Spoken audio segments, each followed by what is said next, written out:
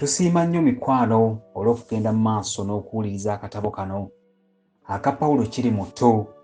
Bino nno bye bigambo ebigenda okukomekereza ekitundu kyaffe ekisooka ekya Ssekamuli Kansaze.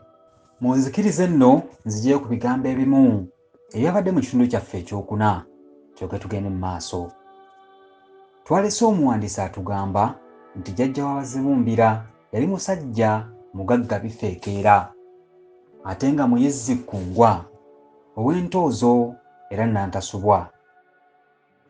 Yali mutabaazi omuzira kayingo nga tayimba yeereka atyo, omuzinyi nakinku.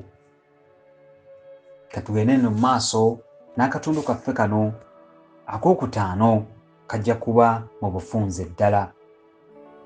Agamba bw'ati: Pawulo yakula nga wannyanjulira, yabatizibwa wa myezi 6, era Leviranda Yeremiya zidda walime ye yamubatiza n'amuteekako omusaalaba mu kyenyi nga bw'amukuutira obutakwatibwanga nsonyi, okwatula nti akkiriza Kristo era n'okulwana amasajja n'ebibi bya Sitaani. Awo we yamwagaliza okubeera omuddu wa Kristo ennaku zonna ez'obulamu bwe. Olunaku lwa Ssabbiiti olwaddirira Ssabbiiti Pawulo kwe yabatirizibwa nayo lwali lukulu nnyo mu bulamu bwa Pawulo, kubanga kitaawe ne nnyina baamutwala eyo mu kikubampanga okumwalula, era eyo gye yayongererwako n'erinnya lya Tonsaakuula.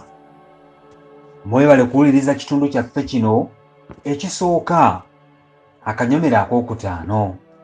Tusisinkane ate mu kitundu ekyokubiri ng'omutwe gugamba nti emizimu gy'abajjajjaabo gikuwerekereko Pawulo.